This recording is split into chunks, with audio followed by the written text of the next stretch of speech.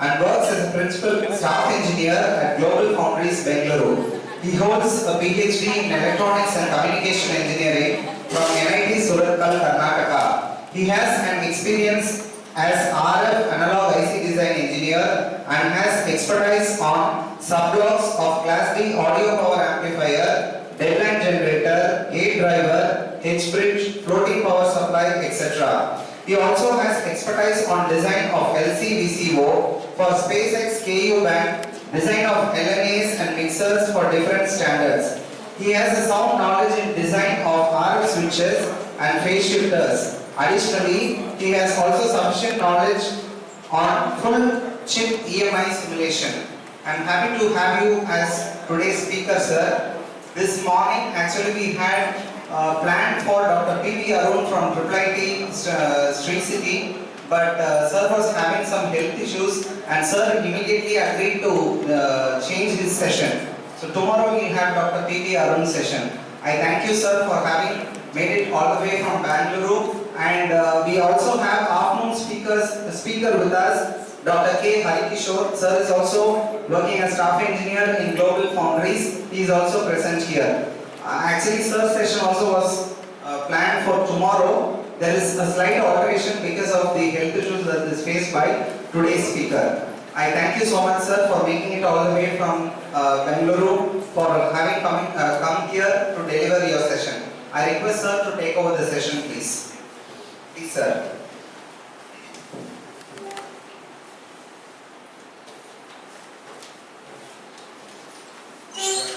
Hi everyone, very good morning. So this session is mainly on what is happening in the VLSI industry and why it became so popular. And if you have seen the updates or announcement from Government of India from past 3 or 4 years, they are giving a lot of huge support to the fab establishments. Micron has established with 2.5 billion in Gujarat, and Tata also you might have heard they also established in Gujarat. So that is why even before the compiling the theme for this FDP, so even myself and Dr. Shakti Morgan, we have given a thought that okay, which is going to be a trending topic. That is where we have come up with the VLSI design with AI techniques. Okay, so in this session, since we have I think hardly 1.5 hour time, so I will try to wrap up as fast as possible. And Dr. Shakti Morgan also requested me to cover a little bit on LT spices. I don't know whether it is given in the FDP the list, but I am going to cover the LT spice. Maybe I will try to explain how the LT spice is useful in the academia. Okay, so that is also I am going to cover. So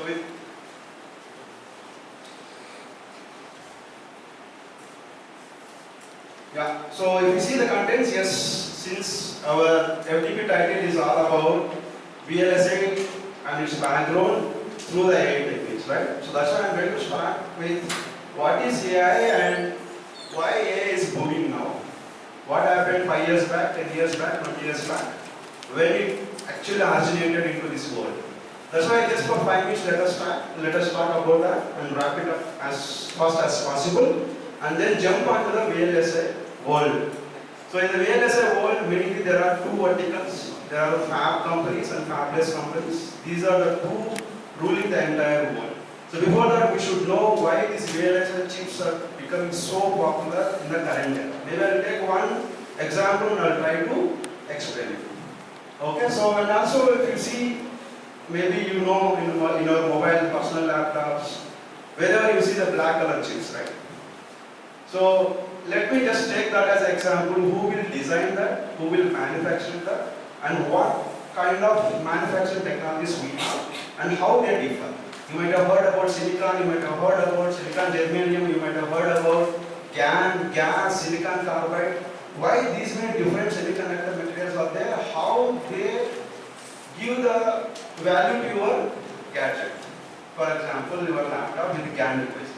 I'm just telling example, with your laptop with silicon device, which is the choosable option, with silicon or GaN. If I take silicon, what is the advantage? If I take GaN, what is the disadvantage or advantage? That we'll see. And also, what is the role of analog designer in the industry? So why I'm I have picked up this point is, at least you will throw light to your students that, okay, if you are looking into the VLSI design, so this is one area, for that you need this. That's why I just captured that point. And last two slides are about how these AI techniques are helping us. Whether they are helping us or whether they are damaging us. Let us discuss. Just for 2 minutes. And then the last is about the introduction to LD-Spice. So I would request all of you please encourage your students to use LD-Spice. It is a freeware tool. And believe me, we can design a circuits which we can design in the cadence where we have to spend 10 to 15 lakhs rupees on it. Right? So definitely the management will not simply approve you, okay, take 15 lakhs and establish the cadence tool. Unless there is a necessity, then only they will think. Right? So being faculty, we should be responsible, we should not waste the funds. Instead, we should divert those funds to our R&D. Okay, so that is going to be my last topic. Yeah, so though the Sikh-Americans were given a lot of intro about me, I just want to brief out a few things here. Yes, I finished my PhD in 2018. Since then, I am in the industry as a RF/analog circuit design engineer. And since I was a teacher before my full-time PhD, I was ex-colleague of few members here. I was working in NBKR Institute from 11 to 14. It's been almost 11 years. Then I moved to NIT Surat for a full time, and then since then I started my journey in this VLSI industry. So in between, since I have that enthusiasm of teaching, so regularly I go to college, I have given so many talks. Even I am the official adjunct professor at VIT Vellore since 2023. Also, I am a permanent US member of Alliance University, if you know Bengaluru. So Alliance University is one of the good college, I would say. It's a university. So there also I go and give the talks very frequently. So my job there, both in VIT Vellore and Alliance University, is I go thrice a semester. I teach 2 modules of analog circuit design course to MTech students. So that is what my role.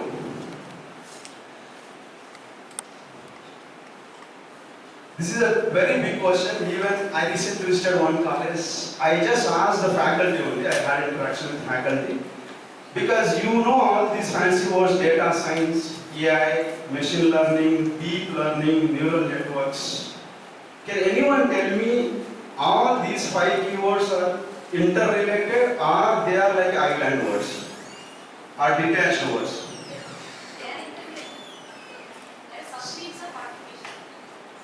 Yeah, so it's, see, maybe I can take one analogy example. If you think 10, 20 years back, you can take a Gudur. How many supermarkets we have? As I know, 0. So those days what the shopkeeper used to do, whenever the customer goes, he used to ask what are the items you need, and accordingly you will put the price on the paper, calculate with the calculator or with the mind only, and deliver it. He may ask the helper, okay, pack all these things and give it.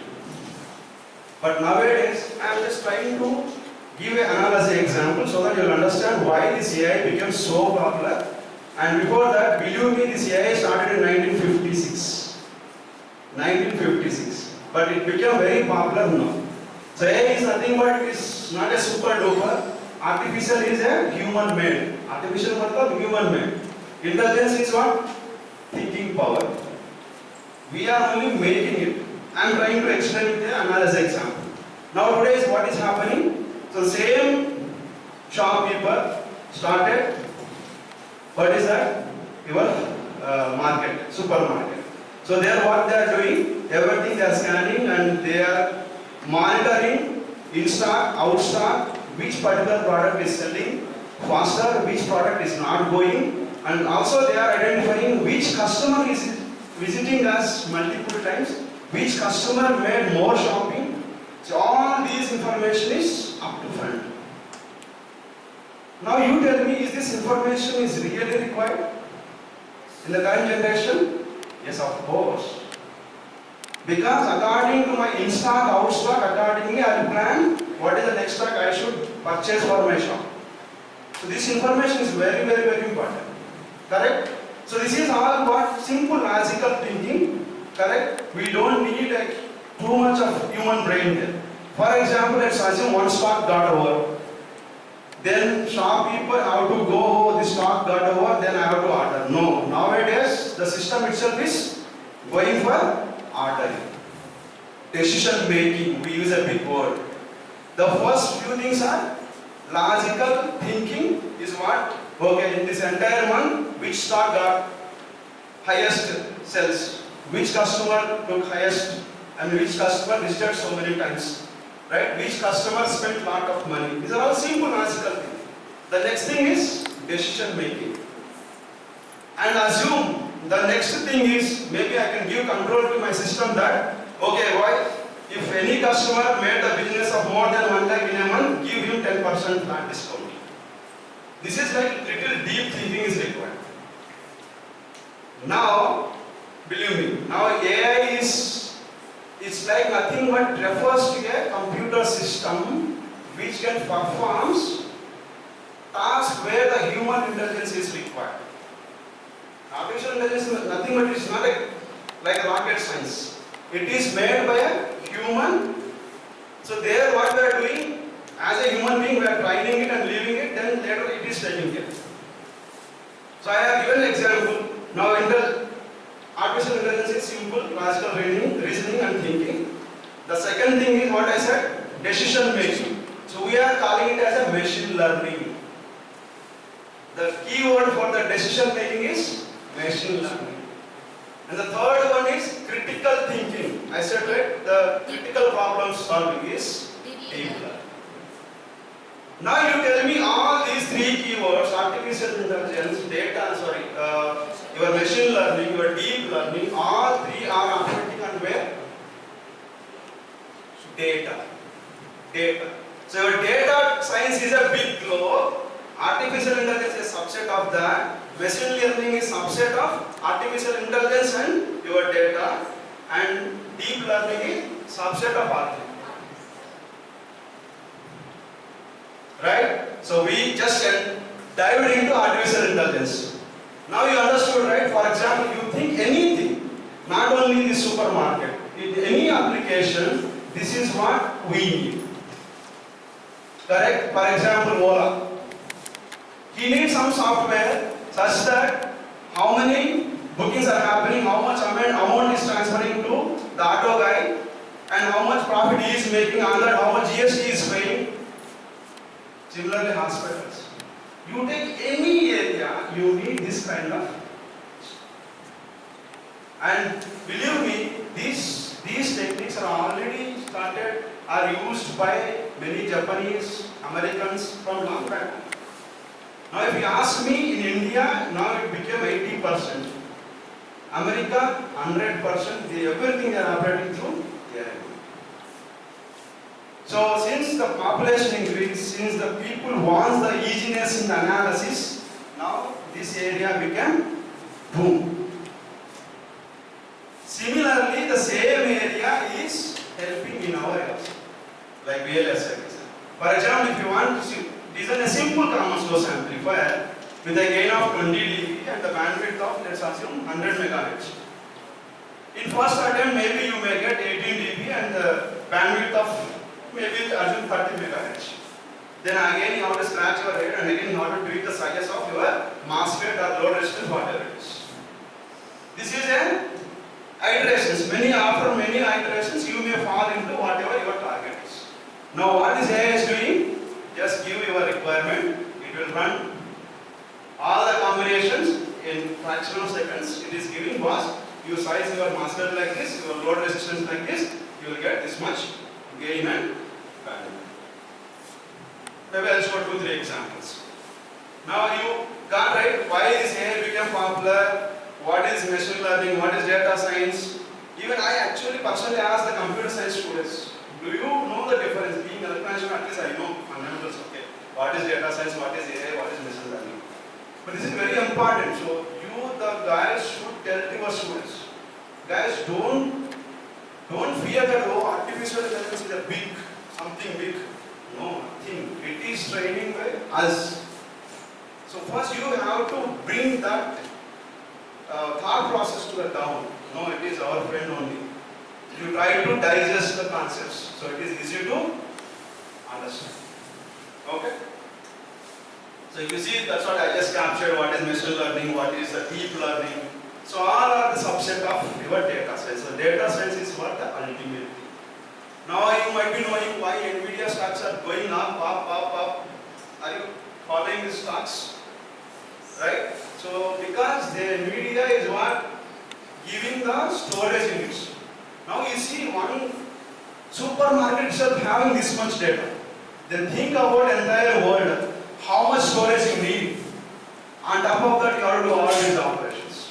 Right? Now, so far it is good. We spoke about what AI is doing, what are the great advantages. You can read all those advantages. I'm not just going through that, but I'm worried about this. The first thing is, of course, computational cost, I would say it's not a disadvantage because I need that facility, so I have to spend money from my pocket. So I would say it is still compromise, not a disadvantage. But if you see the second thing, right, that is where everyone should be careful. So today, maybe in olden days, in a small shop, there were 3 helpers who is helping to that shopkeeper. Nowadays, hardly you can see 2 guys who are billing. That's all. So like that, think about us. So myself and Hari, we do designs transimpedance amplifier and LNA designs for 2-3 weeks. I'll show one side. In 50 seconds, it will give that circuit with the table. So we have to be careful going forward. Okay, so that is what the biggest worry. And on top of that, forget about our jobs. On top of that, it is easy to hack it. It is vulnerable to. And for example, let's say somehow one product item, instead of, let's say, mirchi, tomato is written on that. Okay, when you are scanning, will your AI will detect that? It can't think beyond the box. Whatever it is there, it will blindly. So these are all, of course, people are working on that. So that will be the future, whatever happens. But there are so many drawbacks also. But at the same time, people now looking at all the advantages. It is very handy. Okay, so now with this, I am leaving to you and jumping onto our VLSI design. You should know that why this VLSI design becomes so popular. Everywhere you see the VLSI design. Here also again, let me take one analysis example. Car before 10 years and today. Any car you take, 5 lakhs car or 1 crore car, whatever the car you take. Can anyone tell me what are the features nowadays? The first feature is cruise control. Anyone heard about that? So I can set the speed, I can remove my leg on the accelerator. Let's say 80. It will go around. You can relax. So for that, who will be working inside? There is a car PLL. So it will compare the current car speed and what are the speed you set. Let's say 80, current speed is 70, then again it will increase. It itself presses the accelerator. Once it sets the 80 km, it relaxes. So who is working behind this? HE. Right? ADAS system you might have heard. And there is one feature, whether you notice, I recently noticed, the feature is electronic system control, ESC we call it. You take any recent car, even if it is automatic car, you just randomly go into the slant portion like this. You just go and stop your car. Stop, matlab just leave your car, don't apply brake. It automatically stops. It has that feature. So immediately the sensors inside the car will detect, hey, you are in the slope. If you don't apply the brake, it will fall. So it, by itself it will take a decision. So it is there in the Honda MS. If you want to just check whenever you get a chance.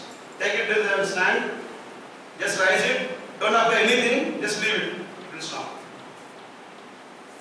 Who is working behind that? Again some sensor and such. And have you seen the automatic temperature control inside the car 10 years before? No. Now just put 25 degree or 20 degree whatever you want, it will automatically adjust. Who is working behind that? But again, that is what this automotive industry. And what about this consumer electronics? What about this telecommunication? Forget about, first let us speak about consumer electronics. I recently have seen one friend, he thrown his very good condition phone aside and started buying a new phone. I just asked why. Then he started telling me, it is not showing 5G, it is showing only 4G.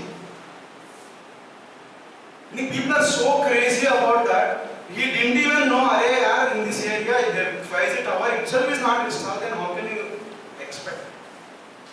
Then the next question is, what you want to expect from the 5G? Meaning speed. Whenever it presses that YouTube video, it has to flash it. Meaning people are crazy. They are not caring about the amount spending. They want luxury. So this is an area where always people investing matlab, they are spending money, not investment, spending money. They are least bother to change the phone once in 2 years, 1.5 years, whatever it is. That's why VLSI chips are popular. And what about telecommunications? Again, belongs to your mobile, GPS, and Wi-Fi, whatever it is. For example, if I feel my phone is not able to take the Wi-Fi signal properly, then what I think, my phone is gone, I have to change my phone. This is a cycle. It is not like today I bought a new phone, then I will not buy it for next 10 years. No. There are very good chances to buy within 2 years. Right? And also healthcare. Many people recently wearing their blood monitoring sensors to the body. There will be a needle and that will be inserted and that will keep on sending messages to your mobile. Okay, this is your glucose level, your glucose level is high, take something. Like just simple examples I am telling. So if you see surrounding to us, wherever it is completely occupied by VLSI chips, which were not there 10-15 years ago. That is why this area also ramping up. Right? Now, I am quickly jumping on to who will provide all these chips. We should know, right? So there are the two verticals in this market. I call it as a fab and fabless companies. What the fab companies does, whatever the design they do, they will fabricate on the black color chip. And what fabless companies does, they will do the design. And they will deliver it to the fabs, and fabs again deliver it back to the fabless designs, and they will send it to the customer. So here very important point I am going, so maybe you can capture from this slide. You see here, this is how the semiconductor ecosystem. I request all of you just spend 2 minutes time here. With this you will get to know the entire ecosystem, how the VLSI design is working out. So as I mentioned here, we have a fabless chip companies and we have a fab companies. But if you see here, this portion I like very much. Fabless non-chip companies. Meaning, they will not do anything, they will not design, they will not fabricate, nothing. But you just see the logos, all popular brands. Apple, Tesla, Google, Microsoft, and your Apple phone. So don't think that Apple is making their own phone. No. So what they will do, they will ask these fabless companies, for example, they will ask Qualcomm, give me Snapdragon processor. They will ask Micron, give me the memory card. Like that, they will ask different vendors to provide whatever the parts it is required. So their job is to define the standard specs and ask the vendors, they will provide it. And their job is to just assemble and release into the market. You got the point? Now, if you see this, I said these guys will design whatever they want. For example, you assume audio amplifier. Whenever you turn on a speaker, nice voice will come. So audio amplifier, these guys will design, but where it will be fabricated? It will be fabricated in these companies. That is where we are finding. So in the entire world, we have the company called TSMC. It's a big foundry. So if you ask me, 80% of business is capturing by these companies. Meaning 80% black color chips, whatever you see in the entire world will be manufactured by this company, Taiwan Semiconductor Manufacturing Corporation. So in this area our company is also there, global foundries. Okay? So now if you see, there are again some other columns also. Like for example, this is there. Let us focus on this. Assume I have been asked maybe Qualcomm to deliver a Snapdragon chip. What Qualcomm will do? Simply they will not design, okay, this is a Snapdragon, you go and print some million chips. No, they will not do that. What they will do? First they will manufacture few chips, maybe 100 or 50. They will manufacture. They will test it and they will see whether the specs are meeting or not. Once the specs are meeting, then they deliver to the customer. If not, again they will go back to their design cycle, again they will continue that process. So what I am saying is, once they do the initial chips, they have to test it, right? So for that you need testing equipment. So that is where these companies are. Okay? So I said just now that these companies are manufacturing the chips, right? So for that you need big machineries. So those machineries will come from these guys. Okay? And if you see here, synopsis, cadence, you might have heard about all these fancy names. Why we need all those things? For example, if I want to design a simple amplifier and I want to fabricate it, I need some tool, right? Some user interface is required. Correct? So that user interface and that setup, entire thing comes from this cadence, synopsis, all those vendor graphics. Okay? So we covered all these rows. Now there is a last row. So what is this last row belongs to is, there are some companies who themselves designs and manufactures. Your Intel falls in that, Texas Instrument falls in that. Okay, so this is the complete ecosystem of our semiconductors. Now you just imagine how many jobs we can think of. But one sad thing is, all these companies always goes for equipment to tier 1 and tier 2 colleges. Meaning IITs, NITs and some rated, for example, Bengaluru. So all these things. But believe me, there are companies who are still giving offers to our tier 3 colleges also. How it is possible? Maybe I can spend another 2 minutes here. For example, assume Intel is building one chip. Assume to deliver that product they need 100 engineers. So Intel guys, they will not compromise on giving the pay. They will make as per the standard. Okay, she is from Narayan Engineering College and she is from IIT Madras, so give 30 lakhs here and only 10 lakhs here. No. There may be slight difference, not this much drastic. Then what they will do, instead of spending, let's say average salary is 20 lakhs, instead of spending 20 lakhs on 100 members, what they will do, they will knock the door of service companies. There are a bunch of service companies in the market. What these service companies does, they will say, same job will done at 10 lakhs. Then where the service companies guys reduce? Tier 3 colleges are trained engineers at 5 lakhs, 6 lakhs. So you will make a profit of 4 to 5 lakhs. And Intel is getting 10 lakhs. So this is how the ecosystem will work. So you should motivate our students that, forget about getting into direct product companies. There are a bunch of service companies where you will easily get the opportunities.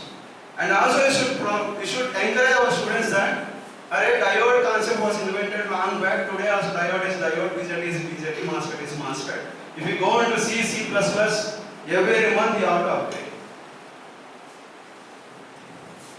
Correct? So this is how we should encourage our students. And on top of this, as I mentioned at the starting of this talk, our government actually investing a lot, giving a lot of encouragement for all these VLSI side industries.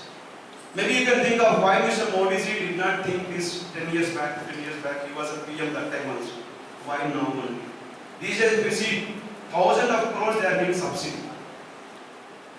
The reason is, during this pandemic, so especially actually after this TSMC, the other big fab was SMIs. This is from China. So the most of the companies broken their relationship with the China, and the next option for them is in India. So we have a lot of resources, we have a lot of land, so that is where the Indian government is investing a lot. On top of that, the Indian government started the Make in India concept. So for example, recently what happened? Defense, we are actually purchasing everything from outside. So tomorrow that country may tell, no, we are not supplying you unless you support us for some nonsense reason. Then you have to be quiet.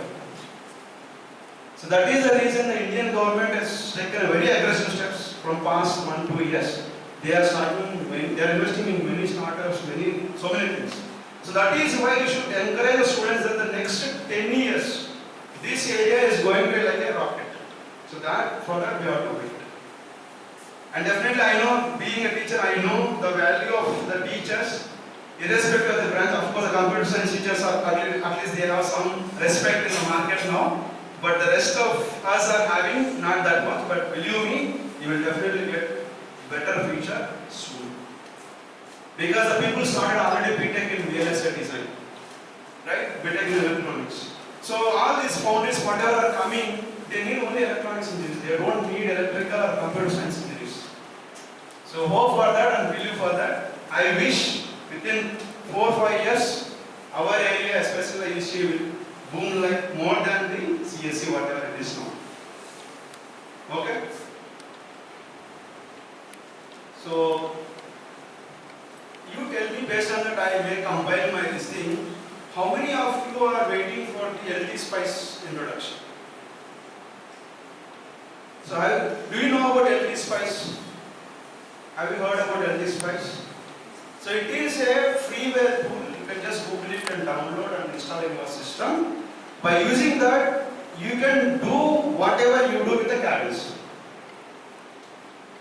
except the layout. Only the schematic level design you can do at free of cost. So maybe you can ask your student to take one major class for the BTech, and you can ask them to do this design using LT Spice. So maybe I'll spend half an hour time and keep at least half an hour time for that. So accordingly, I'll wrap up all the remaining discussion.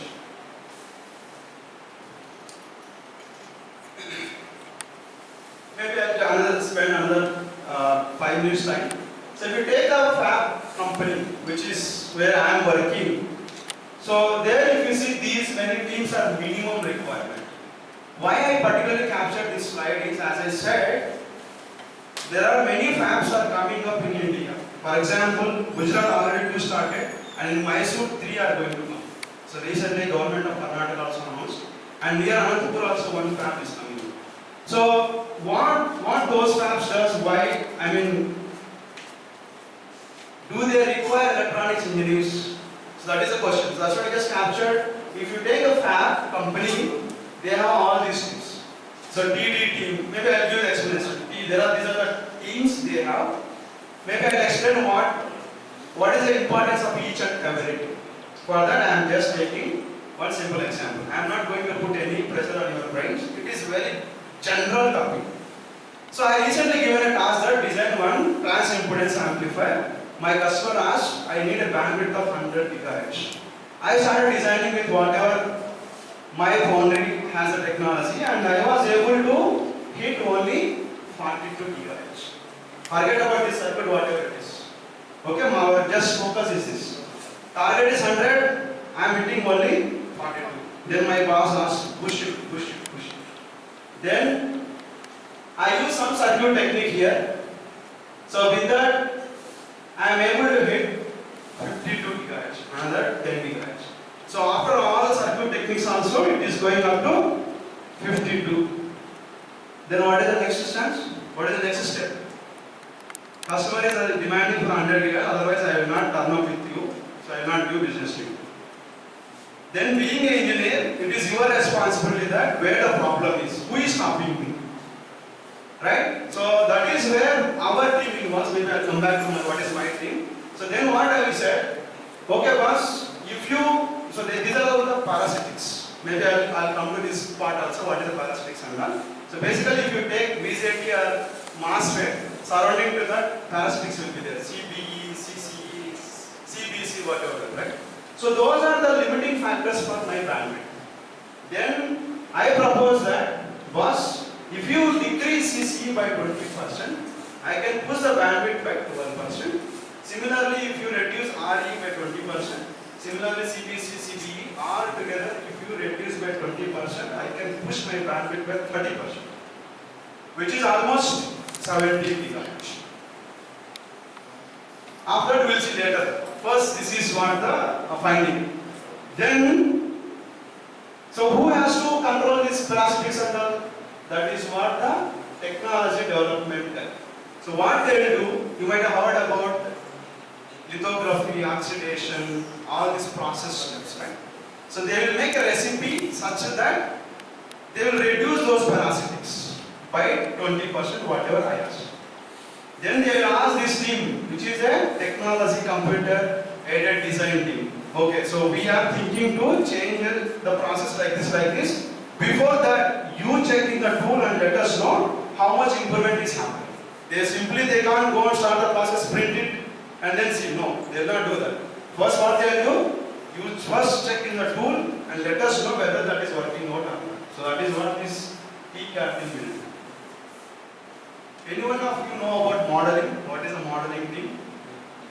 So modeling is just assume. In the P-Spice you might have used, or LD-Spice I am telling, right? Whenever you use some device, MOSFET or resistor, capacitor, whatever it is, how your tool will understand whether the selected device is MOSFET or BJT or resistor or capacitor? How it will understand? There should be someone to tell the tool, right? Otherwise, how the tool knows? That is what the model finds. Whatever the name is there when you pick the element, let's say R. With that name, there will be a model inside some part. So then the tool will understand, okay, this particular element is a resistor, and based upon the sizes, okay, I have to give 100 kilo ohm. That is what the modeling. And the PDK, process design kit we say. So I am saying the tool and all that.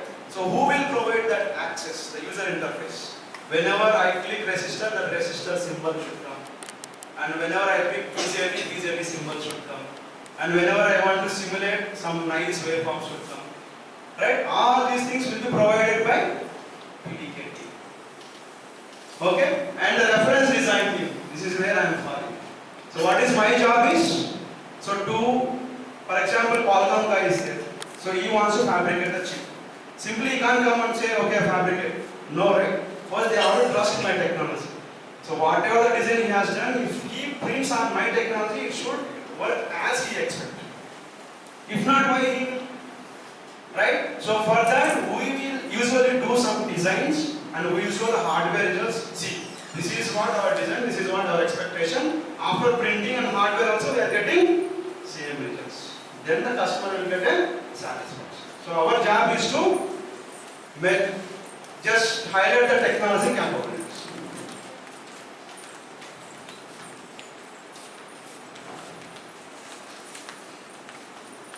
This is another important slide, I would say. So far we were talking about what are the different portfolios in the fab companies and all. So what is the job of the fab? Fab usually fabricate whatever the designs it gets from the fabless companies. So from the fabrication, whatever the black color chip you are seeing, there are different types of materials. These are basically semiconductors, as I said. So you have a silicon, you have a germanium, you have GaN, you have gas and silicon carbide. If you see in this table, all are semiconductors. They differ only where band gap energy. Meaning what? For example, if I take silicon, if I apply something 40 volts, the silicon will blast. Because its energy gap is less. So here if you see the energy gap of the silicon is 1.1 volt, if you convert it into the voltage, it will come around 30-33 volts. So it can't bear more than that voltage. For example, you have electrical cars nowadays. There, what kind of voltage you need? 250, 300 voltage batteries you require to run the vehicle. So the peripheral circuit also should digest that voltage, right? If I use silicon in the car battery associated circuits, your car will blast like anything. Then that is where this GaN is becoming very popular nowadays. So if anyone wants to get some workshop or FDP sanctioned, maybe this is the area you can write nice abstract. GAN is the trending area now.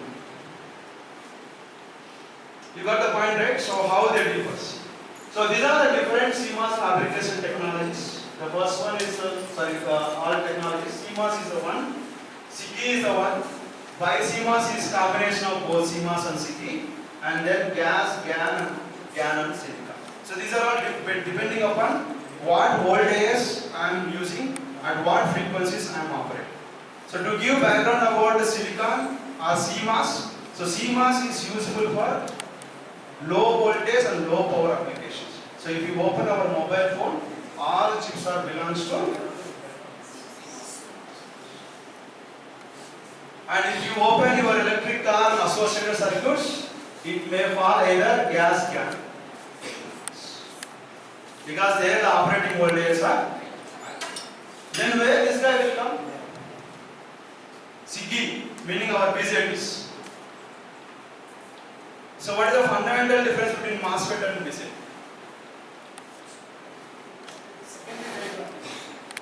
Secondary breakdown. So anything related to the speed. So BJT is a speeder than MOSFET. So wherever you want to work on high frequencies, then this is where the SiGe will come. If you see here, SiGe and CMOS I would say both for low voltage applications, but power wise BJTs will take little higher power. But the frequency, at higher frequencies BJTs performs much better than CMOS. Okay, so you should know all these things. What technologies are there, which technology is popular in which area. So now if you ask me, in the mobile phone also you may see the SiGe technology. Because, for example, the operating frequency of that particular application is very high, then they will go for SiGe. If it is low, they will go for CMOS. Okay. So now my one basic question is, now if you see the mobile phones, with the same specs you are getting at 5,000 and the same specs you are getting at 1 lakh rupee. Let's take iPhone, 1 lakh rupee. Let's take some Redmi or Realme basic versions, you will get 8,000. If you compare the features wise, almost all same one. Then how they are giving, how the customer, how the vendor is selling those things at very cheaper price, and why Apple is selling at very expensive price? Do you any time think about that? If you see the features wise, almost all same. But what is the difference you have noticed between the Realme phone and iPhone? It is about the durability. Correct? I need not to change the iPhone every 2 years like this. No. At least it will come for 5 years. If I take Realme, best case 2 years. Best case is 2 years. And it is coming at cheaper price. So, why I am bringing this point is, if you see in the CMOS, of course, both are using Realme and the Apple phone, both are using CMOS technology. But one is 1 lakh, one is 8,000. But the reason is, in the CMOS technology also there are flavors. There are 3 flavors. They are bulk CMOS, SOI technology, you might have heard about this name, SOI technology, and the last one is a FinFET. So these are the 3 popular technologies under CMOS category. Maybe I will differentiate so that you will understand how come this Realme phone is coming at 8,000 and the Apple phone is coming at 1 lakh. Of course, it also involves the processor cost, lens cost. So I am bringing all that aside. I am talking about the chip area. What are the chips they are using inside?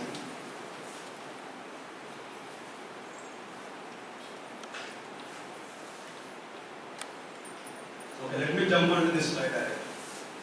So you might have heard about polysilicon metal, right? Polysilicon as a gate material. So when MOSFET started, people were using aluminum as a gate material. Then later they changed it into polysilicon. The reason behind this is, So initially the fabrication process of the MOSFET was something like this. They used to grow the source and drain materials first and then the gate material. So because of this, there are good chances of overlapping of this gate metal on top of the source and drain. So that forms capacitances. Those we call it as a parasitic capacitances. And these two capacitors are actually very, very important. Why they are important is, if you take the MOSFET symbol, right? So the capacitance between the gate and drain is what the most dangerous, because here you will be feeding the input and here you will be taking the output. This is the guy who can spoil the isolation between the input and output. So this CCD is very dangerous. So as per the process, the requirement is CCD should be as minimum as possible. Okay, so for that they change this process to ion implantation process. That is, first they used to grow the gate first and then implant the source and drain. So this they call it as ion implantation, and this process happens at almost 1100 degrees centigrade. If you use your aluminum as a gate material, at this temperature it will be melted completely. That is why the polysilicon, which has a withstanding of almost over to 1300 degrees centigrade. So that is how it became popular. Okay, this point is done. The next point is, as I said, the three technologies, bulk CMOS, SOI and FinFET technology. First, let me talk about the bulk CMOS. So bulk CMOS is simple MOSFET structure. You can just imagine there will be a substrate and then two heavily drove source and drain and then gate material. So here, nowadays you might have heard about the technology scaling. Technology scaling, you know about technology scaling? So technology scaling is nothing but reducing the channel length. So you might have recently heard about 1 nanometer also. Intel or somebody, NVIDIA is fabricating 1 nanometer chip, something blah blah blah. Meaning, this channel length day by day they are shrinking. Then immediately you can think of why they are shrinking. The reason is to reduce the threshold voltage, or you can say to reduce the supply voltage basically. That is the main motto. So that low power applications we can say simply. So now the point how that is relevant here in this point of discussion is, when you start reducing this channel length, so basically what the gate does, so when I apply gate potential here, your channel establishes. Channel establishes meaning, this is a piece of state, right? What are the minority carriers here? Electrons. So when I apply positive potential here, so all those negative ions will come and accumulate here. So once they accumulate here, if I provide a potential difference between source and drain, the electron starts flowing through source and drain. Now just imagine, I have two cases. The first case is my channel length is this much. Second case is my channel length is this much. Now in both cases, I am trying to control my electrons from the gate. In the case 1, since my channel length is very big, all electrons will listen to me. Right? For example, just assume I have this much big door, then everyone listens to me, all answer go out. If I make only one door is open, people will not listen, they will start pushing themselves. So why I am bringing this point is, when my channel is shrinking small, these electrons who are flowing from source to drain, there are good chances to go down, because these guys are holes, they are ready to attract. So with that what happens? Your leakage will increase. So that is where this guy is having a drawback. The biggest drawback of bulk CMOS technology is leakage. And the biggest advantage of the bulk CMOS is cheaper in cost to manufacture. Okay? And coming to the SOI technology. Now people thought, okay, so how to arrest this? How to arrest this? When channel is shrinking, I have to control all the electrons. How to do that? So for that, they started adding one buried oxide, which is an insulator basically. You can just take this picture and the next is this thing. So the only difference between that and this is, in between the substrate and the channel, there is extra metal which is called buried oxide, which is basically an insulator. So what we are doing here, when my channel is shrinking, of course these electrons will not listen to me, that is, does not listen to the gate, but they don't have other way to escape. Because this is an insulator. They can't go down now here. Now they have to keep quiet and listen. Okay, go. This is the only. So this is called silicon on insulator. So we are using an insulator. On top of that, we are growing the silicon. So that is why this technology became very popular in the market, because its leakage is very less compared to the bulk CMOS technology. And there is another technology as well, which is a FinFET technology. For example, if I am shrinking the channel further, let's say from all the way start from 1 micron to 180 nano, 65 nano, 28 nano, now 3 nano, 1 nano. So 1 nano also, of course, these electrons will not listen to me, but they can do drama. What drama they can do? They can come simply here and then go up, go down. They will not go straight away. Then what people thought? Okay, put the control from both sides. That is the gate control from both sides. Now you can see here. Now this channel is controlling by 2 gates. It is like your fish film. So for your fish to swim, it has 2 this thing, right? So that is how the name originated, FinFET technology. So here, compared to all other 2 technologies, the leakage is much less. But let me give you the other perspective of these technologies. Now see, manufacturing this, it is just take one substrate, then form the gate and do heavily doped regions. Very simple process. For this, the other headache is I have to insert one buried oxide in between the process. That may increase my fabrication cost. Now here, on top of that, I have to put 2 gate layers. That again increases my cost. If you ask me the rough prices, see, this is called a wafer. You go to any fab, the wafer size will be either 200 mm or 300 mm, which is the diameter. These are the wafer size which we get in the market. Okay, so if you ask me this wafer price, for example, if it is bulk CMOS, maybe you can get 1000 to 1300 USD. This is somewhere 3500, and this will be somewhere 5000 plus 1. Now what is your Realme and all? They will mostly go with the bulk CMOS. Okay, that's why you see our Realme mobile phone, you charge in the morning, by afternoon only it will be power save mode. Correct? So that is how the things are working. Okay? So, this is also another important. You might have seen IC741 in your lab. Your student might be mounting on the breadboard nicely during the experiments. So far we spoke about the fabrication of the designs on the wafer. Now from the wafer to how the chip came out. This is the process. So this is my 200 mm or 300 mm chip. Then people will dice it. Dice it meaning, see, on this entire wafer will be having different designs. Assume this is my IC741. So that they will cut it. Machinery will be there, not the manual cut. So machinery will cut that, and then they will mount on the chip. Now if you see, there are the different leads. Now there should be a bonding. That we call it as a wire bonding. So there will be a wire bonding. And then after that they will press it and make it as smooth.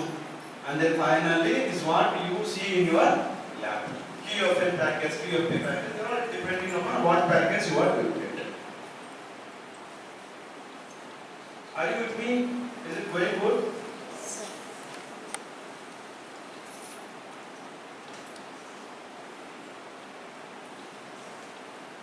I'm just skipping through this.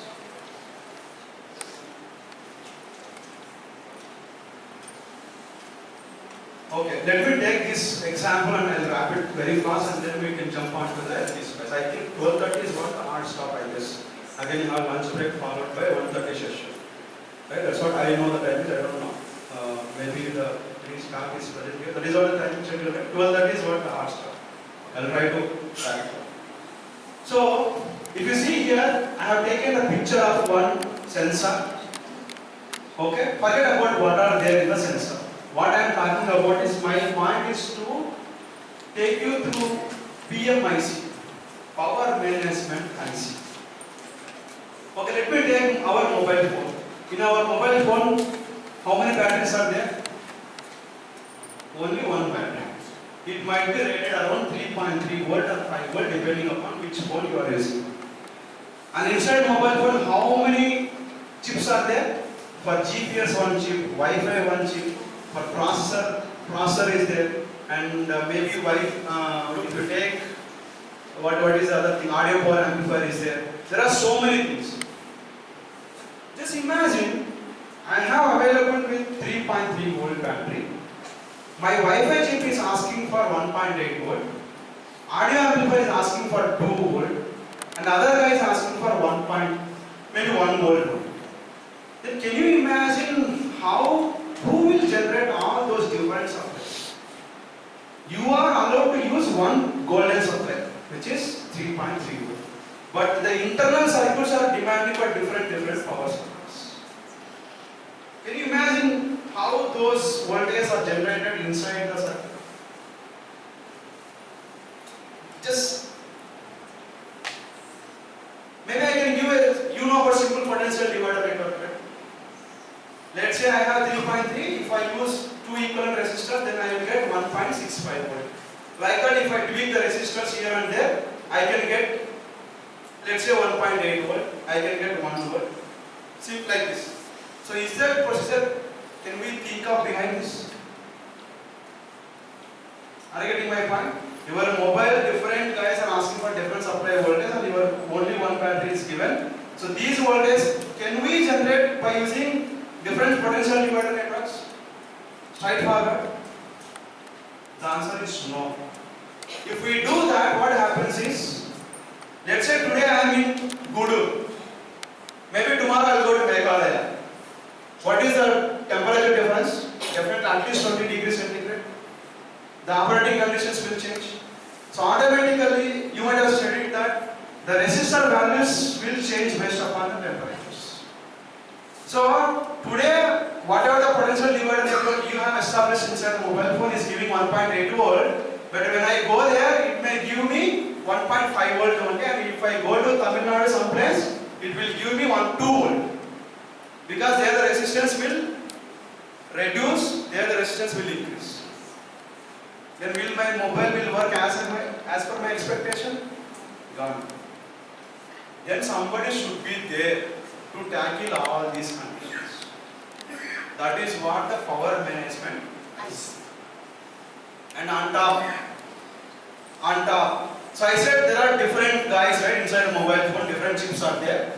So far I was talking about the voltages, different voltages. Then what about the load? Load meaning current. One guy might be taking 2 milliampere current, the other guy might be taking 10 milliampere, the other guy might be taking only 100 microamperes. So now you tell me, can I get same voltages if I change the load? I have a voltage source, I am varying my load. Can I get the same output voltage in all conditions? Let's say my load is 100 milli one case, 10 milli one second case, the third case is 1 milli. So in all these 3 cases, can I get the same output voltage? The answer is no. Simple, right? For example, you have a transformer near to your home. Instead of 100 ohms, it is capable of 100 ohms. If you give connection for 200 ohms, what happens? That weak current will come, right? That's how it will. So when the load increases, your output voltage will drop. Then somebody should be there to tackle this. That is again power management. Another question is, have you think any time about what is the fundamental difference between voltage source and voltage reference? What is the difference between voltage source and voltage reference?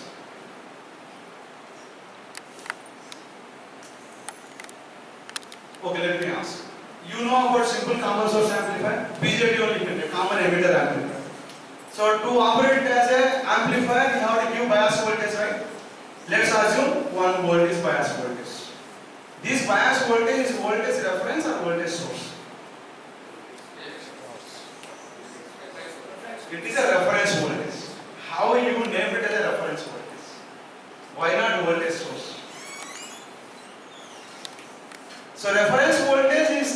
quantity, it gives just voltage, but you can't draw any amount of current from that.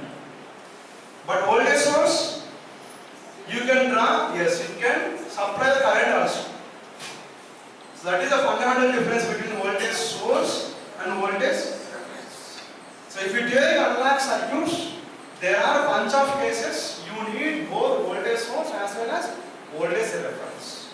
So if you see the next slide, so this is the guy, band gap reference is the guy who provides only voltage references. Meaning it is just a voltage reference. You can't draw any amount of current from it. And there are the cases, as I said, based upon your load, there are the two blocks. We call it as a LDO and DC-DC converters.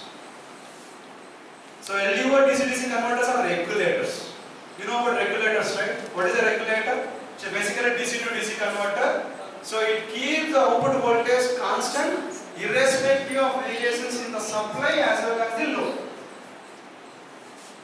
Okay? So ultimately what I am trying to tell is, in any system, if you take mobile, laptop, whatever it is, you are given with only one supply voltage. All internal supply voltage and tracking the loads, everything will be taken care by power management IC. Inside power management IC, we have three major blocks. The first one is a band gap reference, which provides only reference voltage. The other two are regulators, and they differ based upon the load conditions. LDOs can tackle up to hundreds of milliamperes. Maybe you can assume 200 milliampere is not the maximum. And the DC-DC converter is, it can handle up to amperes also. So based upon the load conditions, we can use either the linear regulators or switching regulators. You might have heard about linear and switching regulators, right, in the regulators topic. I don't know whether that syllabus is there in your curriculum or not. In the regulators, we have linear regulators and switching regulators. This LDO falls under linear regulator, DC-DC falls under switching regulator. So simple blind impression is, whenever the load is high, DC-DC converter will be there. Whenever load is less, LDO. All good? So maybe I'll just continue with this band gap reference. This is a very interesting topic. Okay? So how to generate a constant reference voltage with respect to process and temperature. See, I said, for example, to operate your amplifier, you need a 1 volt voltage. Right? So that 1 volt should be provided across all the temperatures. Not like I am in Kodur 1 volt and in Meghalaya 0.8 volt, the other place is 1.2 volt. If you do like that, then your system will not work. So it should be constant. Meaning, I need a specialized circuit which can provide me a constant reference voltage with respect to temperatures. Even my temperatures vary from -40 degrees to 125 degrees centigrade. I need that 1 volt is 1 volt only. It should not be like this. That we call it as a band gap reference. So how we will generate that? Assume I have a quantity with P tap. P tap meaning, if you see my hand, assume this is like a temperature. So on x-axis I am increasing the temperature. So when I am increasing temperature, my hand is also going up, meaning it is proportional to temperature. So this quantity is P tap, we say, proportional to ambient temperature. Now you can assume another quantity, it is like this. Again x-axis is increasing the temperature. Now this is decreasing. Now if I somehow, see now I have two quantities, P tap and C tap. Somehow if I add them, then I have a chance to get a constant reference voltage. But before that,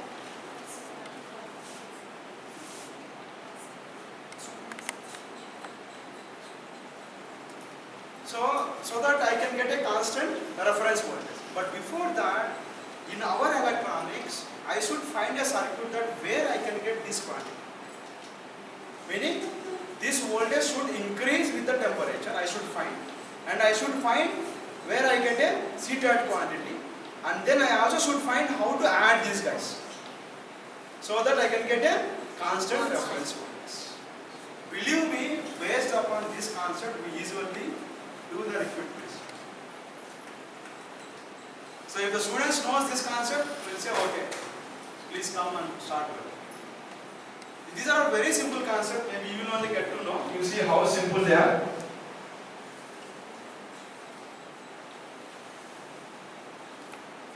You know about diode, right? Or you know about diode connected BJT, meaning collector and base are shorted. When you pump the current from the collector side for a diode connected BJT, you will get a base emitter voltage. Or let me just go with this expression. You might be knowing this. Current, diode current equal to I0 and E for VBE by VT. In the BJT point of view, collector current equal to saturation current into E for VBE by VT. If you rewrite this expression into the VBE and if you differentiate it, you will get some quantity. And if you substitute with temperature values and all, you will get some coefficient that is a negative coefficient. So what is the conclusion point is, in our electronics, I have a quantity that is the base emitter voltage or diode voltage which has a negative behavior with temperature. Okay, so we know one quantity how to get the negative voltage. Now let's see the next one. Now if I take two such quantities, so far I was talking about this portion. Take one simple BJT, diode connected, meaning collector and base are shorted, pump some current, this base emitter voltage will be having a negative behavior. Now if you take two such quantities, now pump to take two transistors, Q1 and Q2, but pump different current. Left side is N times of I0, right side is I0. Now take the difference of this base emitter voltage. Previously only base emitter voltage. Now take the difference of base emitter voltage. Now you see simple expressions. What is the difference of base emitter voltage? Is VBE1 minus VBE2. From the previous expressions, if you see VB is what? VT ln IC by IS. Same thing we have taken here. VT ln IC by IS. IC is N times I0 and for this IC is I0 by IS. If you do something simplification, you will get VT ln N. Now if you differentiate it, this is a positive temperature coefficient. So now I know one is negative quantity I got, the other one is a positive quantity I got. But here the catch point is, whatever the positive quantity I got, dou Vt by dou t, its coefficient is only 0.087 millivolt, which is very small. But negative quantity is what? Minus 1.5 volt. One is negative is like this, but positive is like this. Somehow I have to bring this guy to here, so that the both quantities will become equal and I can add them and I can cancel. So for that I need some mechanism, right? So for that, if you see the next slide, so for adding mechanism, we are just adding one resistor here, so that VBE1 and VBE2 will be added. If you see this expression, VBE2 plus VT ln N, so far we have seen that VBE is negative temperature coefficient, VT ln N is positive temperature coefficient. In this schematic we just added, but we have not corrected the positive slope from here to here. That if you see, I just copied this current into the next branch and again I use some resistor. Forget about this, I am just trying to explain. Now if you carefully observe the previous expression with this expression, previously what was I was having? VBE plus VT ln N I was having. Now if you see the factor, there is a R2 by R1. Are you with me? If you see here, what was I was having? VBE plus VT ln N. Now what I have? VBE plus some factor into VT ln N. So this factor helps me to scale up this guy from here to. So this is how we can generate a band gap references, and this circuit is very important in all tips.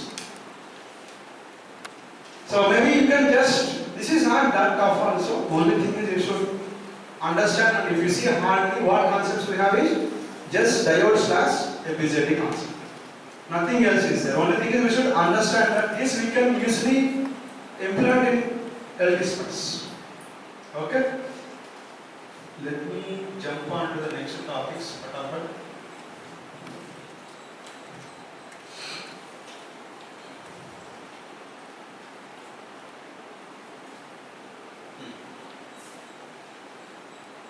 Okay.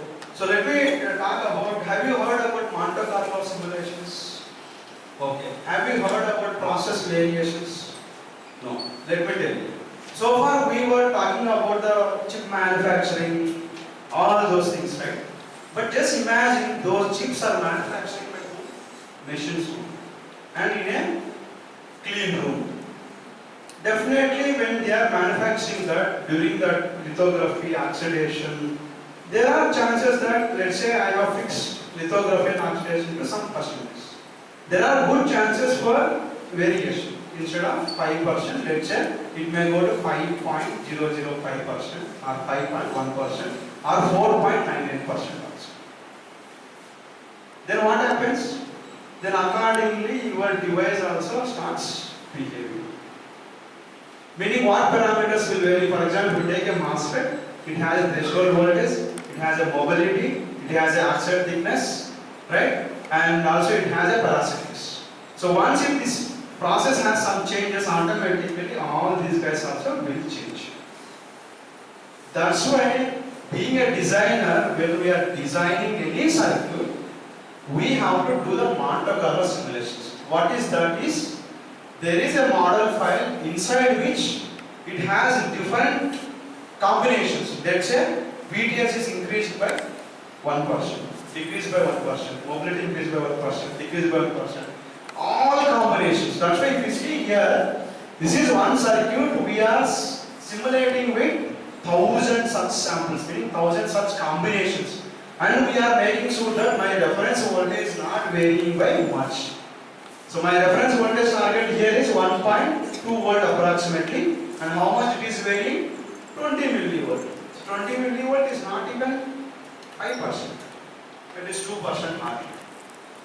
Right? So this is what we have to make sure that before releasing my design to the product level, I have to make sure that my design will meet all the specs in all conditions. And about the process also. This also I should know. So let's assume a simple inverter.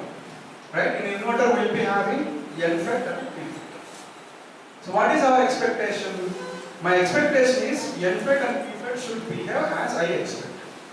For example, if PFET starts behaving fast than what we expect, the second case is if NFET starts behaving fast than I expected, then vice versa.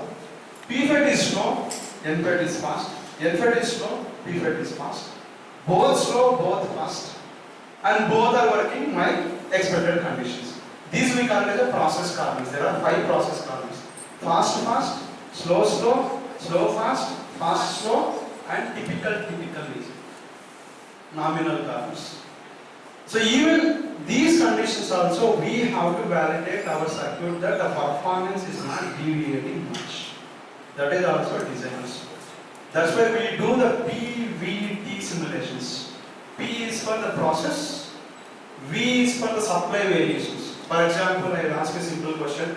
When you ask for students to do a common source amplifier or common emitter amplifier in the lab, in the RPS they might be giving, let's say, 3 volt.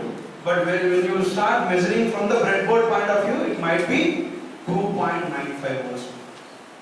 Or it might be 3.05 volts. Accuracy will not come. So that's why when you are designing any circuit, you have to make sure that if such condition arises, instead of giving 1.8 volt, 1.8 volt plus or minus 5% also, my circuit will give your desired specs. That is B. And temperature I already discussed. So temperature, we usually sweep the temperature from minus 40 degrees to 125 degrees centigrade, and we make sure that all the specs are met. So that is where the designer roles come as a PVT validation. Okay? I am jumping on these things because we don't have much time. Let me take this point. This is our ESG. right? So there are actually two ESD events, and main ESD events. I will tell what is ESD. ESD is electrostatic discharge.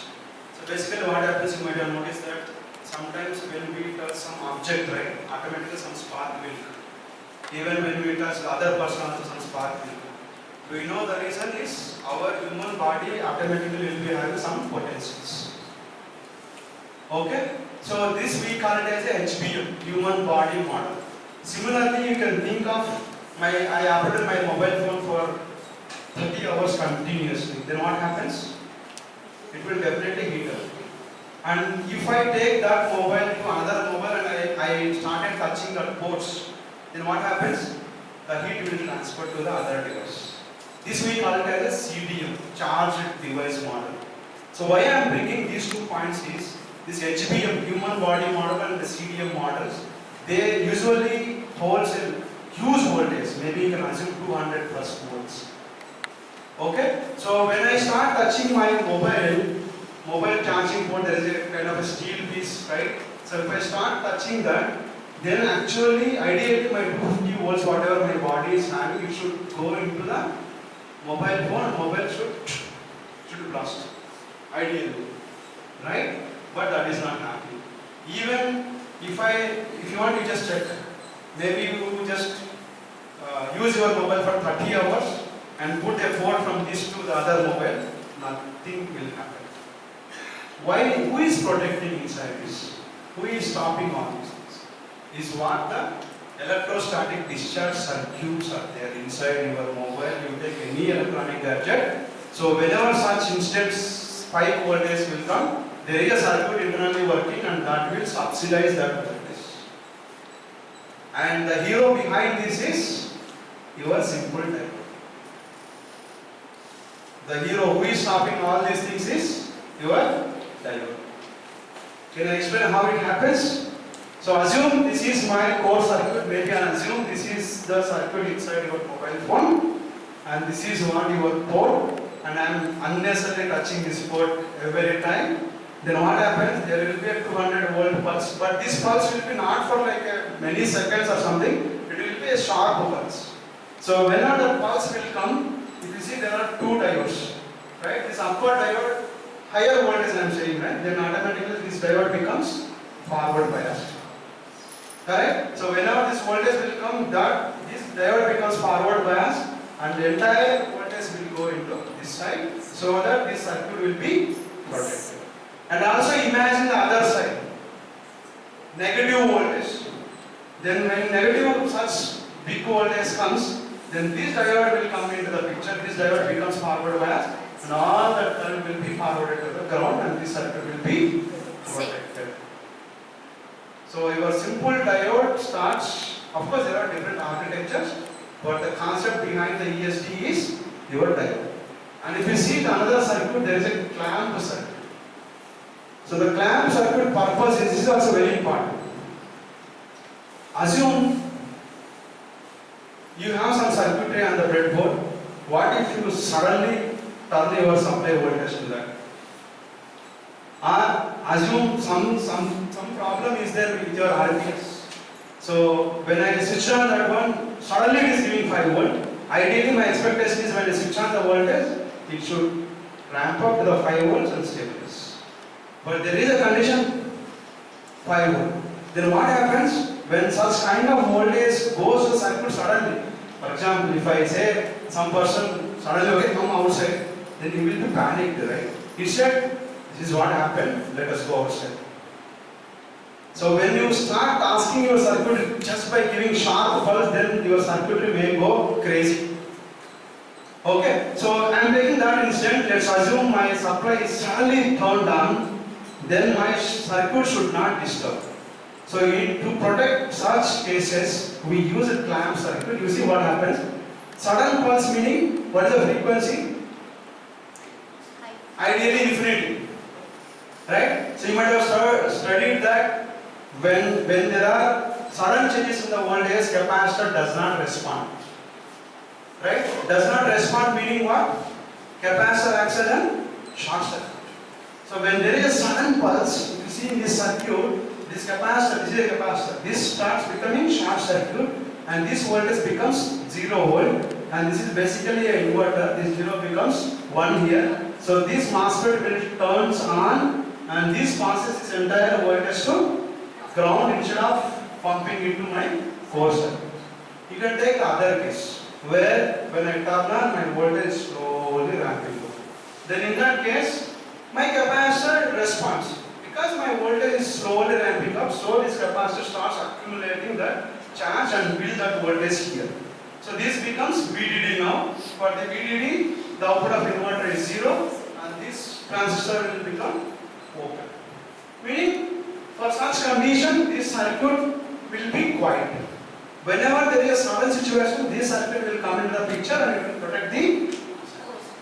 See, imagine behind your circuit there are so many things associated. This is ESC, clamp circuit, so many things. Okay, I start off sharing this point with you so that it will be interesting. Yeah, these are the 2 slides which I should cover. If you see my first 2 slides, right, some circuit was there, bandwidth, blah blah blah, I was taking. And there I was stopped around 52 gigahertz. And then later we found some architecture. There we have so many stages, so that I can push my bandwidth to 73 gigahertz without changing in the process. See, the process guys will start crying if you say, okay, change your process so that we will get the performance, because that is tedious process. It's not like overnight process, okay, change the process and do it. No. So that is why we started exploring some architectures. So we somehow concluded, okay, with the existing technology, I am able to hit 73 gigahertz. It is well and good. Now you see the pain behind this. If you see here, it is almost 4 stages. Right? It is a multi-stage. You know, right? To expand the bandwidth, what we have to do? We have to use multi-stages. Now, if I start tweaking this inductor, then there will be something deep here. Whenever I start changing this, again something will go up. So it is very tough task to me to tune it. So then what I use? I use the ADS help where the AI will work. So give your whatever you want. So it gave me maybe, I think it took something 3 hours, 4 hours time, and it gave me this nice plot, and it gave me what are the sizes I should use. Otherwise I actually scratched my head for almost 2 days to keep this response flat. Then later we found some method, then it gave me. This is one example of how AI is helping us. And the next thing is also, the Hari is actually working on, maybe this diagram is not visible, Hari will show a clear thing. It's a LNA. So LNA, basically it will be having 2 MOSFETs, 3 inductors and 1 capacitor. I heard many times people say, this is very simple circuit. But believe me, in the big companies like Qualcomm and all, there are 5-6 members of a team who are earning more than average of 60 lakhs package to design this circuit. Then they just imagine how tough it is, because if you start tweaking one element, the other will go back. Maybe Hari will take you a deep dive into that. So, but nowadays why I brought up this point is there is a website called RFIC. So with your login, there will be a chance for one circuit download and all. There you can design LNA, PA and then switch circuit. You just give which topology you want, what is the spec, what the gain, noise figure, blah blah blah and all. Press button, believe me, in 50 seconds, it gave me schematic and layout, which is Hari's effort of 3 weeks. Okay, so but one thing we are confident that, as I said, these guys will not think beyond the box. For example, let's say the other spec is going back. So to bring back again, this guy may sacrifice other spec. But as a design engineer, he knows where to tap it.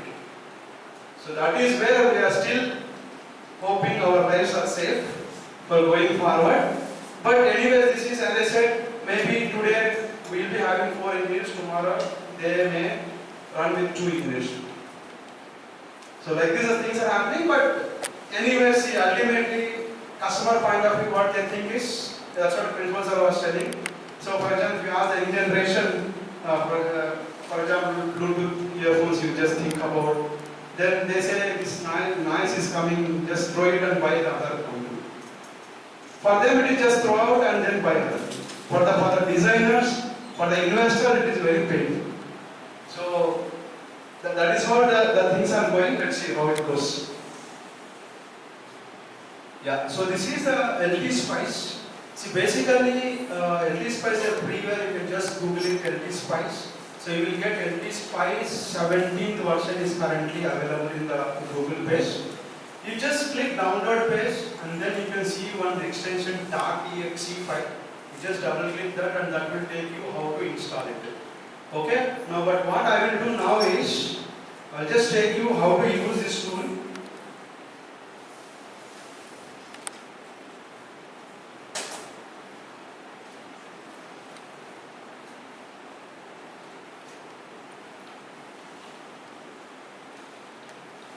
This is how the page looks. So here you can fill any circuit, for example, operational transconductance amplifier, bandgap reference.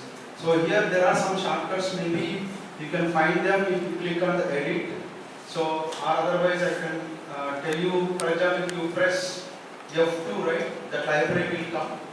Okay, if you press F3, that connection will come. For example, if you connect these two nodes, right, you need that connection symbol. For that, press F3.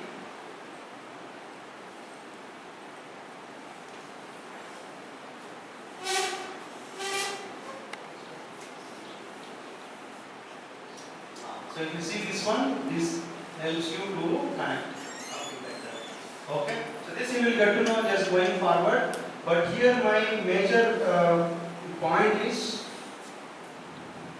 if you press F2, as I said, library will come and you can pick whichever you want. Let's say PNP, BJT, NPN, BJT, LED, diode, whatever, blah blah blah. You can take. But here I would like to mention about few things because we are talking about technology scaling, right? By default, this tool has some models for the MOSFETs where you can't change the length and width. For example, when you want to publish on paper, right? So your circuit should be on the latest technology, let's say 28 nanometer or maybe 20 nanometer, something like that. But the default one is I think somewhere around 300 nanometer technology. So for that, Professor Nagendra Krishnapura from IIT Madras, he actually made model files in his website. You just Google it, Professor Nagendra Krishnapura LT Spice model files. You will find a page called like this.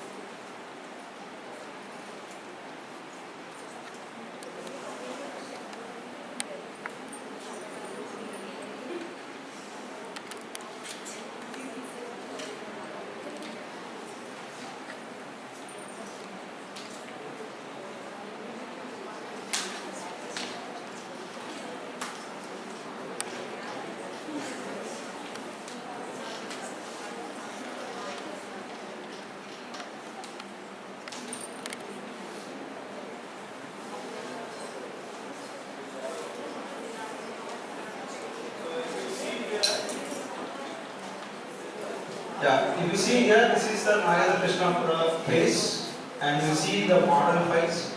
You got the point, right? What is a model file? Model file is, see, when you pick any MOSFET, you should tell to the tool. I mean, somebody should tell to the tool that for this MOSFET, I am using channel length of 28 nanometer, let's say, or 60 nanometer, 180 nanometer. For that, you need a model file. So by default, if you use that, you just a channel length of somewhere 300 nanometer, which is nobody will appreciate if you do that design. So that is why you have to download the latest model files which are available in the Nagendra Krishnapura website. If you see here, he started from 350 nanometer and then TSMC 250. TSMC I was telling, right? Meaning with his experience, he wrote model files for TSMC, meaning whatever you do in the cadence will be same as in the LT space. Similarly, 1250, 180, this is IBM 180 nanometer, and then 45 nanometer, 32, 22, 16. Up to 16 nanometers are there, and in this one thing is, don't download this one spec. The download this Edo and others. This is what you have to click. If you click that one, I will show an example. What it happens is, so for example, if you click this one, you see here, a lot of, so much of script is there, you need not to go through that. This is like, for this MOSFET, what is the thickness, what is the mobility, all those things, blah, blah, blah will be there. This is not our job, this is the modeling guy's job. Okay, so what we have to do, just copy this and then paste it into anywhere you are working directory or anywhere you can copy into the text document. Let's say mylib.txt. Okay, and then once you come to your linear technologies, this is LT Spice. If you see here this particular statement, so what I have done, I picked two MOSFETs and I have given the particular status for this thing, W and L. Okay, and then I have called one model file, whatever I downloaded from the website. So to insert the model file, the syntax is, we should say .lib and the path of that. If you see, I have saved that model file as mymodel.lib.txt. So this will be called here. And another important thing is, I will show you the another important thing. For example, you see here, this NFET, what is the name I have given is CMOS N4. Why I have given like CMOS N4? Why not like something just a CMOS or CMOS N or CMOS N5? The reason is, before going to that, you see here I have given some length and width values for this MOSFET. So now go here. What is there in this model file? Yeah. See here in this model file, it is defined as dot model CMOS N4. So that MOSFET will point to this one, and it will read all these specs.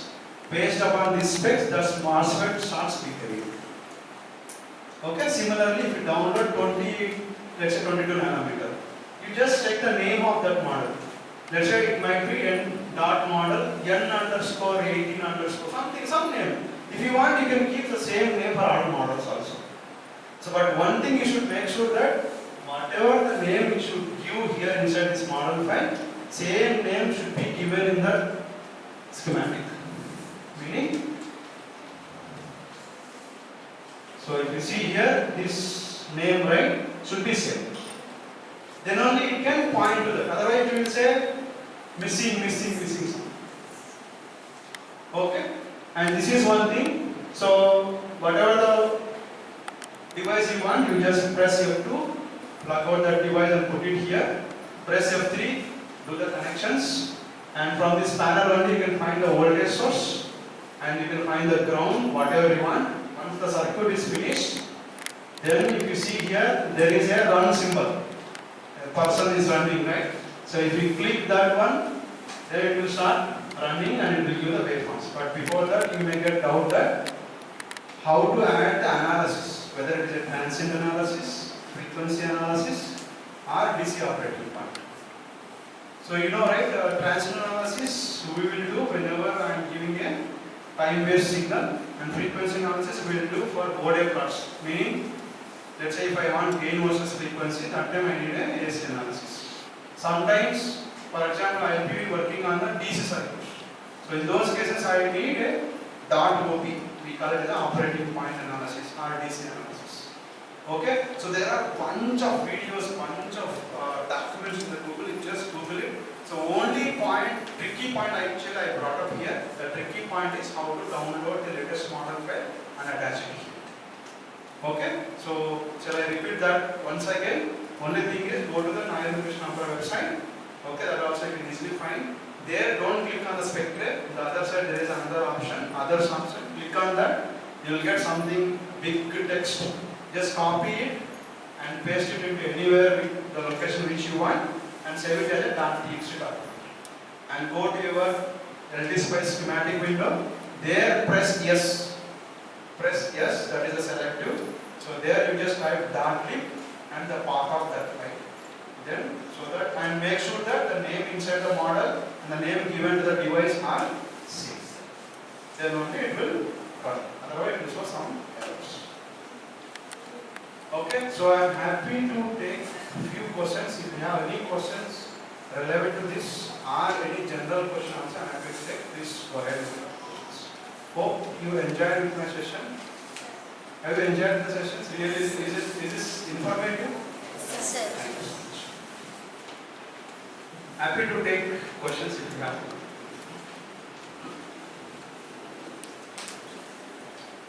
May you know anyone came from outside Nellore?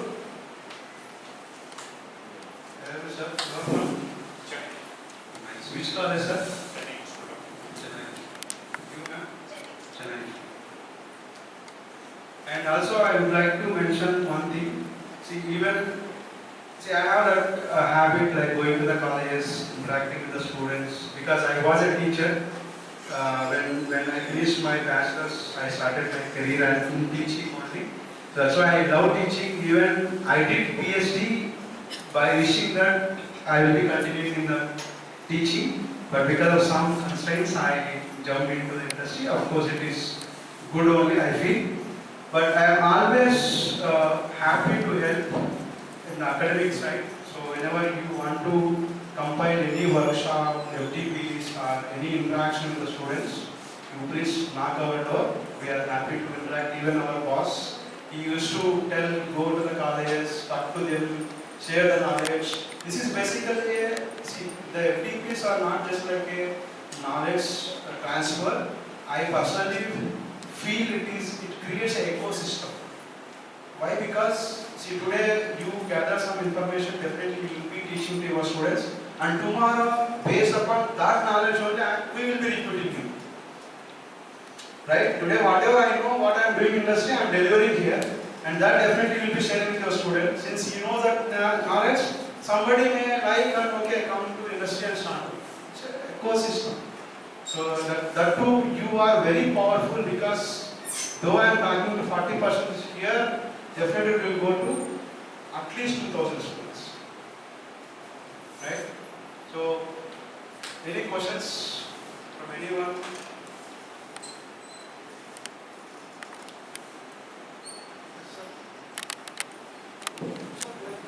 If we can handle using ASD, VLSI and ASD, so that it is designer will get do more iterations to reach the better requirements. Correct.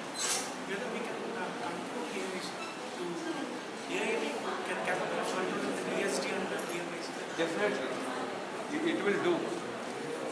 And there is no glitches when they are performing the design. True, but to train AI also, you have to train such that it will not do any mistake. So the question is, can we use the AI techniques to have the PMIC and ESD together in single shot? Right? So that is what is going to happen soon. So things will come up, but only thing is, as I said, for example, if you know about the margins of a MOSFET, right? Let's say threshold voltage is 0.4 volt. And to turn on the transistor, we need above the 0.4. Let's say maybe 450 millivolt or whatever it is. See here, let's assume I made a gap of 50 millivolt between the gate voltage and threshold voltage. Take the two conditions, minus 40 degree and 125 degree. At minus 40 degree centigrade, by nature, the threshold voltage will increase. Let's say it increased to 460 millivolt. Then my transistor will turn off because my supply itself is 4. Take the other extreme condition. At higher temperature, threshold voltage will decrease. It will go to 350. Now it is no problem.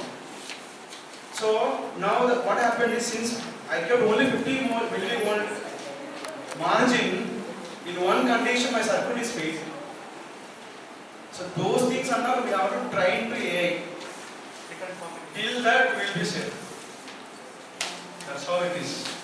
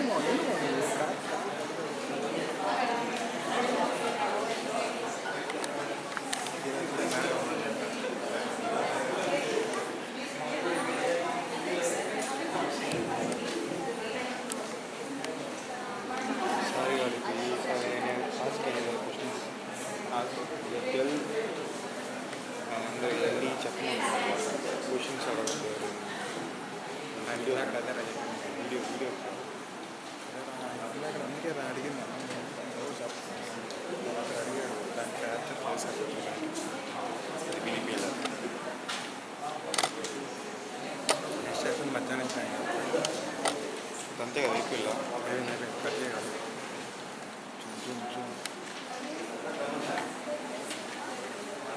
Abbas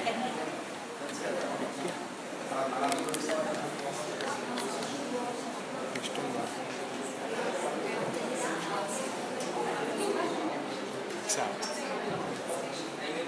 registration feed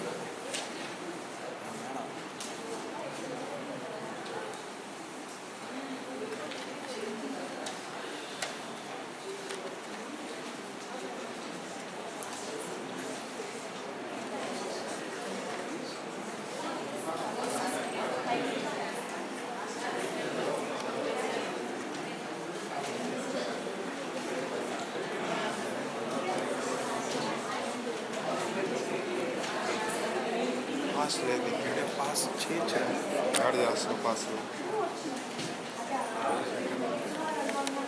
add చేస్తాం లేదు pass call ఇంకో video తీసుకున్నారా